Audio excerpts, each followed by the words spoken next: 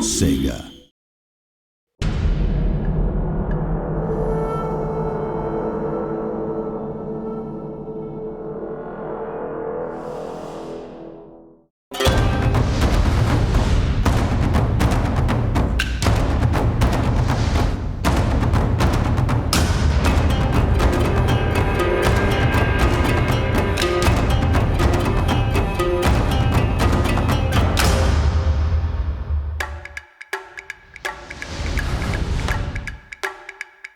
Number one, I think new players and hooking them and actually holding on to them, I think is going to be the multiplayer stuff, right? So I think absolutely the longevity of having a persistent character, you know, which creates effects and uses the more you use it is going to be. I think the other thing that's going to hook them is the fact that there's this kind of game legend that Shogun was really good, and therefore Shogun 2 is coming out. That'll, you know, and it'll in exactly the same ways as kind of like Dune 2.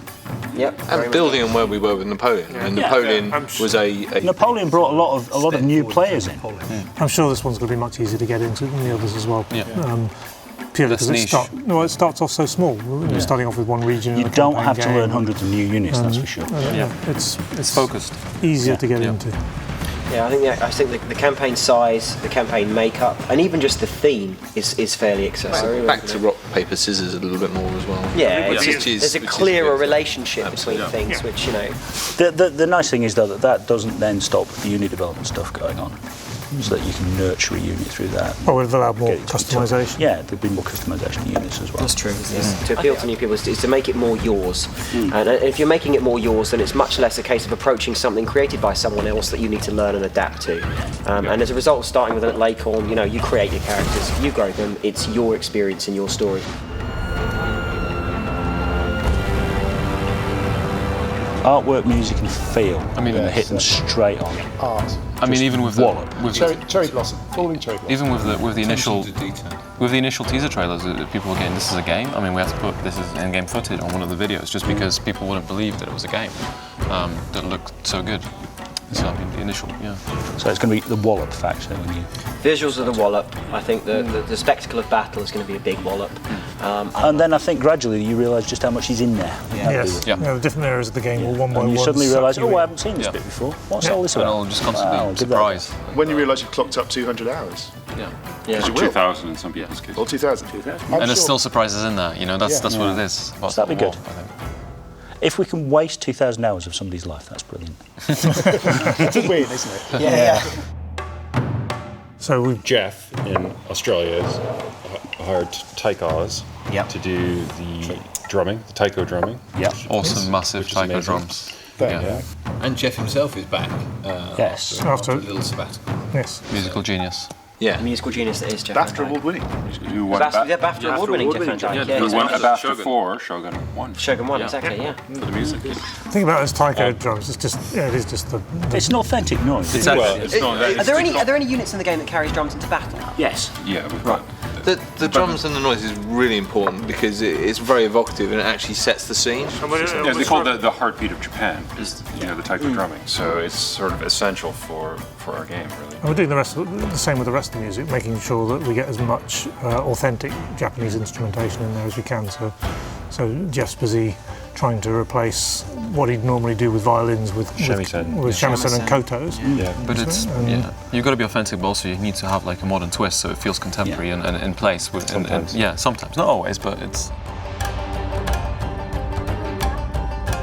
Because we obviously can't hand animate thousands of animations, but. So the mocap guys, we've got the British Kendo Association. The strikes for Japanese samurai, the actual physical sword strikes, are based on the composition of their armor. So where you hit to kill. So you've got a kind of grid of sword strikes. So going from neck through to here. So you're missing the body armor, you're missing the head armor, you're missing the shoulder armor. So neck through to here, neck through to here. The reverse strikes. Strike straight through the helmet, like that. And that's just you. Yeah, and also a strike straight through the throat. Okay, you need to demonstrate again. Sorry. We could actually. It's good, one of the biggest and most obvious things we've had external help on is the calligraphy for the logo.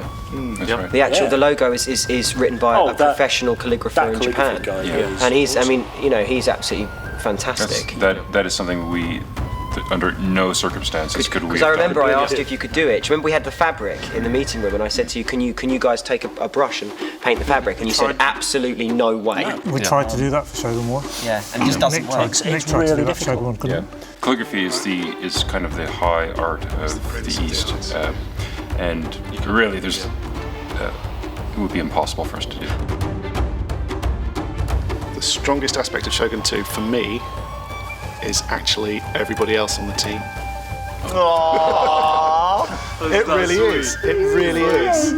It's a great team. It really is a great team. I've worked with some lunatics in the past. I am really enjoying the multiplayer. Enough said. I like the fact it's a return to our roots, as it were. It's a good thing. I think we should go back every once in a while and have a look at things again and see what we can do. That's new. Siege battles, awesome. Oh, so difficult. Everything. Just everything. Everything. Everything. I mean the AI. I mean the visuals, the artwork, the multiplayer, everything. Can't really put it down to one single thing. The thing I'm most excited about is the RPG system and the kind of personality you can give the characters. That's definitely my buzz for this one. For me, it's got to be art style. I think it's just fantastic.